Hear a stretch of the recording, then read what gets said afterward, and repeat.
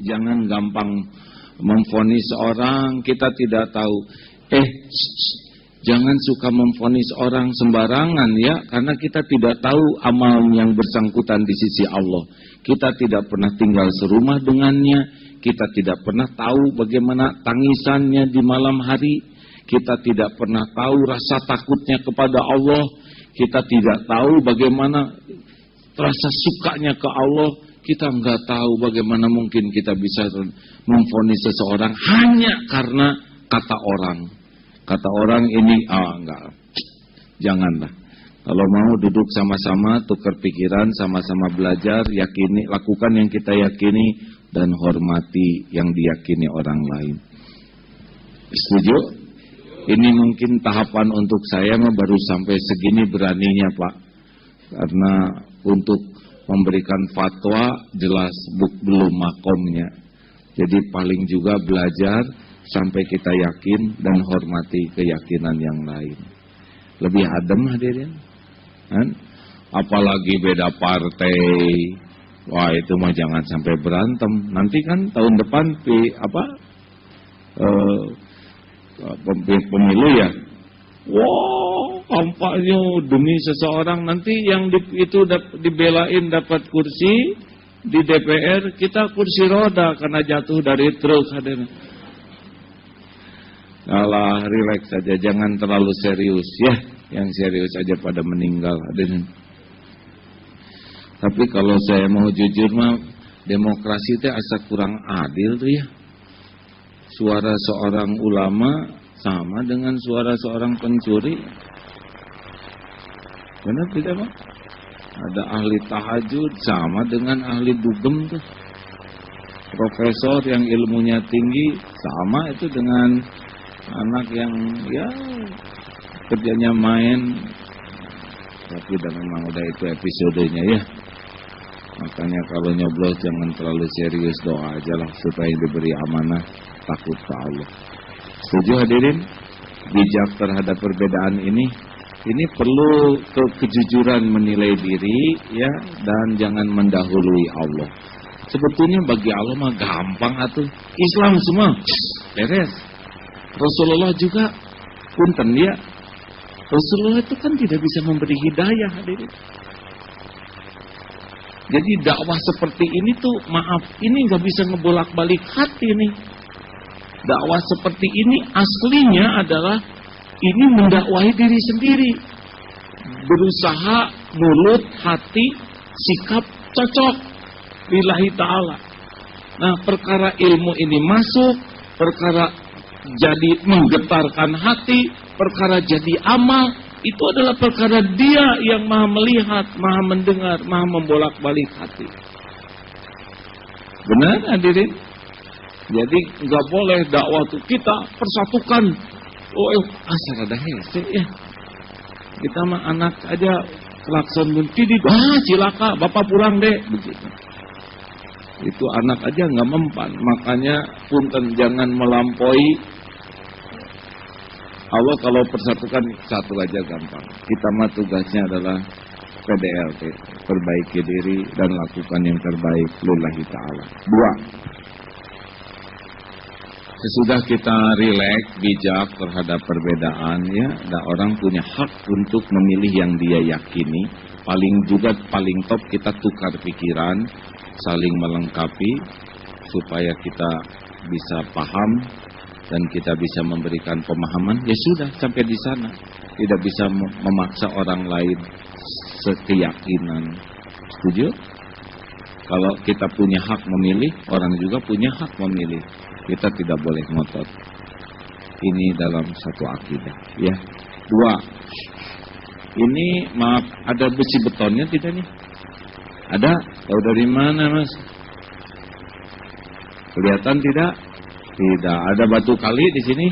Ada. Kelihatan tidak? Tidak. Ada bata? Kelihatan tidak? Nah ini rahasia bisa bersinergi adalah jangan suka pengen menonjolkan diri. Coba kalau tiap bahan bangunan menonjol, ambruk ini Pak. bata, saya tidak mau ditaplok begini, pengen nongol, besi beton, nongol, ya, genteng juga, apa saya dijemur di atas, nggak suka, saya pengen di tengah, kloset juga, masa saya di belakang terus, nggak ada yang lihat, di mihrab, di sini. Kalau semua menonjol, namanya toko besi, bagus, kelas 1, tapi nggak bisa dipakai, benar? Coba kloset di toko besi, bagus-bagus kan? Ada yang 24 juta, saudara mau pakai di sana? Enggak kan? Benar? Makanya sudahlah, kita pakai ilmu jantung kalau mau silaturahim, ya. Jantung berdetak tiap saat, berdegup tiap waktu, enggak pernah menonjolkan diri. Justru yang menonjolkan diri adalah ambeien. Ini makanya dioperasi, ya. Jadi udahlah, bagi kita mah yang paling penting mah lakukan saja yang terbaik. Orang tahu, orang tidak tahu, nggak ada apa-apanya. Orang suka, orang tidak suka, monggo itu urusan dia. Mau muji, mau nyaci, itu urusan bibir beliau. Tugas kita mah sudahlah PDLT. Lakukan yang terbaik di posisi yang paling pas. Bahkan hadirin, ada amal yang boleh ketahuan, ada, ya, seperti saudara ke masjid ini tidak boleh rahasia-rahasia, ya, langsung pakai ninja itu masuk ke selatan, keluar dari atas ini apa-apaan, saya tidak mau diketahui orang, tapi ditangkap hari ini. Ada yang wajar diketahui, tapi kalau bisa kita juga punya amalan rahasia, ya, ada yang amalan yang kalau diketahui jadi baik. Karena akan jadi inspirasi bagi yang lain dan meniru kebaikannya. Tapi bersamaan dengan kita amal yang kelihatan, nih saya kayak sekarang ceramah saya kelihatan, ya. Nggak mungkin saya sembunyi di sana, malah jadi lucu. Tapi usahakan seperti sholat jamaah kelihatan. Tapi kita juga punya sholat lain yang hanya duaan dengan Allah. Dan benar itu, ya, yang gak usah ada orang yang tahu air mata saya, misal kata kita rintihan, curahan hati, makin banyak amal rahasianya, itu biasanya makin dekat dengan keikhlasan. Kita sedekah, nggak apa-apa, misal saudara mau nyabut 10 ribuan, ya, rada meningkat, kan biru tuh, tapi pas ketarik 50 ribu, gedung, astagfirullahaladzim. Tapi keburu kelihatan oleh teman, ya, aduh, ditukar lagi kurang wibawa, ada yang ditekan ini ongkos pulang. Ya sudahlah, ya Allah. Nah hadirin, kalau kita udah sedekah diketahui orang, kita juga usahakan sedekah yang rahasia, cuman Allah aja yang tahu. Rob, saya kemarin sedekah 1 juta. Nih, 1.100.000. Itu mah terlalu kecil. Bagikan, cukup Allah yang tahu. Begitulah hadirin, ngaji, suara indah, didengar orang, enak, orang kagum, aduh, suaranya indah. Giliran gak ada siapa-siapa, lagi sholat sendiri, yang terbaik ngajinya. Zikir, ada orang, tahu orang kita suka zikir, gak ada orang, lebih banyak, lebih mesra. Katanya orang yang banyak amalan rahasianya dengan Allah, hanya dengan Allah, itu biasanya tingkat keikhlasannya lebih tinggi dibanding dengan yang hanya kelihatan makhluk. Kelihatan makhluk tidak apa-apa, tapi harus punya amal rahasia. Oh, jadi pada mikir rahasia saya yang mana, ya? Subuh berjamaah bagus, tahajudnya, itu air mata tuh, ya. Kita sholat atau kita muhasabah sedih, bagus, nggak apa-apa, nggak usah di pura-pura, nggak usah. Tapi usahakan ada saat waktu sendirian nangisnya tuh asli, dan nggak perlu orang lain tahu air mata kita. Kadang-kadang kan air mata tuh suka jadi dagangan itu, ya, apalagi di rumah, misalkan istri lagi nangis, ya Allah, terus suami bangun, waduh, diawet-awet air mata tuh. Padahal air mata ini tidak sepenuhnya air mata sedih.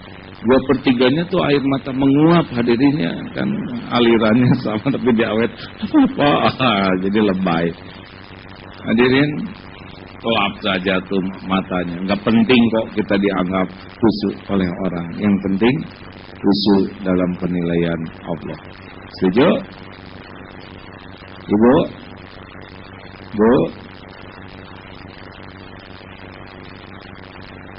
Jangan suka nyebut jasa sama anak. Ya, ini ibu nak. Anak juga mikir, ya, dari dulu juga ibu.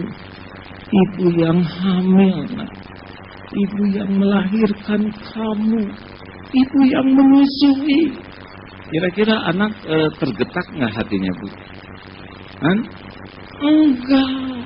Malah anak bertanya di hatinya tuh, siapa suruh si Bu gitu. Semakin kita sering menceritakan jasa kita, menonjol, saya tuh capek tahu.